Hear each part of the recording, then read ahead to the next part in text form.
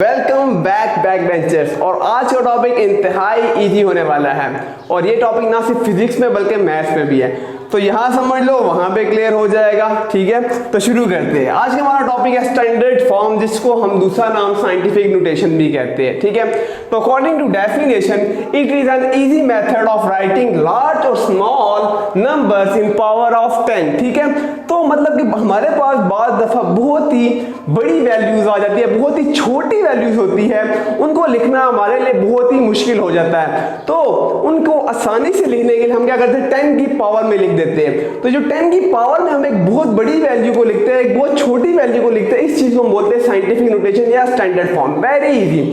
अच्छा, अब हमारे पास जो यूनिवर्स का जो विड्थ है, चौड़ाई है कायनात की, वो इतनी ज्यादा है। ठीक है, अब देखो अगर मैं इसको इसी तरह लिखूंगा तो मेरा टाइम जाया हो रहा है, और मैं एक्यूरेट ना लिखूं, कुछ भूल जाऊं जल्दी में, टाइम जाया हो रहा है, स्पेस जाया हो रही है। तो इस चीज को रिड्यूस करने के लिए कि यार मैं इसको इस तरह ना लिखूं, बल्कि कोई आसान तरीका बताओ, जगह कम लगे, टाइम कम लगे, तो हम इन सब जीरोस को पावर ऑफ 10 में लिख लेते हैं, और that is called scientific notation.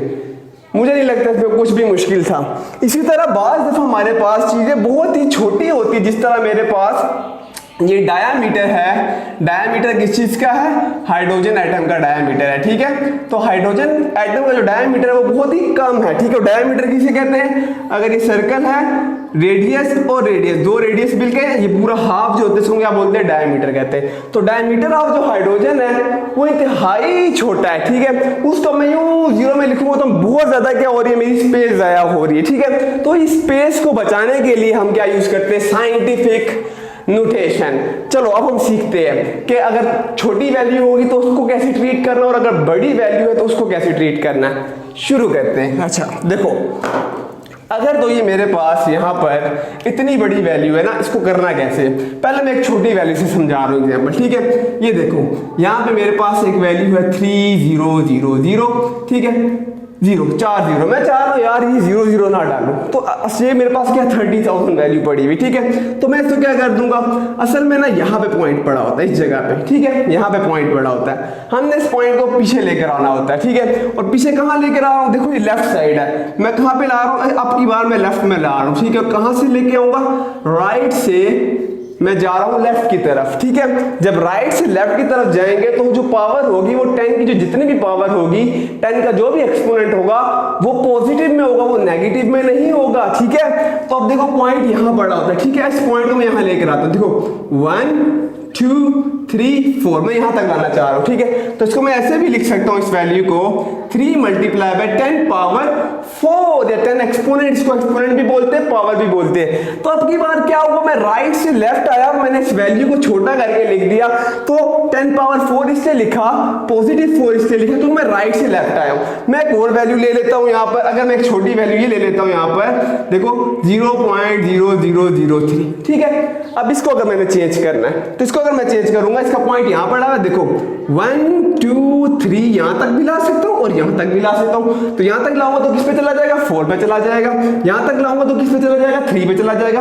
अगर मैं 3 तक लेकर आऊं यहां तक, तो इसको मैं ऐसे लिखूंगा, देखो 0 पॉइंट, ये पॉइंट, ये 0 ये वाला इधर आ गया, पॉइंट ये इधर आ गया, 3 मल्टीप्लाई 10 पावर -3। -3 क्यों? देखो 1 2 3 मैं यहां तक लेकर आया, तो 10 पावर -3। अब की बार -3 क्यों हुआ? क्योंकि अब की बार मैं लेफ्ट से राइट की तरफ गया हूं। तो जब भी हम लेफ्ट से राइट की तरफ जाएंगे तो 10 पावर जो भी होगी वो नेगेटिव में होगी, लेकिन अगर मैं राइट से लेफ्ट पे आऊंगा तो 10 पावर क्या होगी? पॉजिटिव होगी। तो that is very easy topic. ठीक है, पूरी बुक में, जो पूरी 9th की क्लास में जो सबसे आसान टॉपिक है वो यही है, साइंटिफिक नोटेशन। अब हम इसे एक बड़ी वैल्यू को देख लेते हैं। ठीक है, अब इसका पॉइंट कहाँ पड़ा है? इसका पॉइंट यहाँ पड़ा है, जिस तरह इसका मैंने बताया ना, यहाँ इसका पॉइंट यहाँ पड़ा है। और अब की बार मैं कहाँ से कहाँ जा रहा हूँ? राइट से कहाँ जाऊंगा? मैं लेफ्ट की तरफ। तो 10 की जो भी पावर होगी वो क्या होगी? बताओ बताओ, पॉजिटिव होगी। गुड। अब देखो यहां से मैं जाता हूं, देखो 1 2 3 डायरेक्ट भी गिन सकते हो, एक कॉमन लगा हुआ है। ठीक है, लेकिन मैं अभी समझा रहा हूं, 3 हो गए, 4 5 6 7 8 9 10 11 12 13 14 15 16 17 18 19 20 21 22 23 24 25 यहाँ तक लाऊंगा तो 25 कर दूंगा, अगर आगे भी लेके जाना तो भी आपकी मर्जी है, आपकी मर्जी है बच्चों। अभी मैं यहाँ तक लाया तो कितने हो गए, 25 हो गए, तो इसको मैं कैसे लिख दूंगा, देखो यहाँ लेकर आया ना पॉइंट, तो इसको मैं ऐसे लिख दूंगा 88.0 मल्टीप्लाई, ये 0.0 लगाओ या ना लगाओ, ठीक है, मल्टीप्लाई 10 पावर 25। क्या नेगेटिव 25 होगी? नहीं, पॉजिटिव 25 ही होगी। ये एक्सपोनेंट जो पावर है पॉजिटिव ही देगा, क्यों? क्योंकि मैं राइट से लेफ्ट की तरफ आया हूँ। Very easy.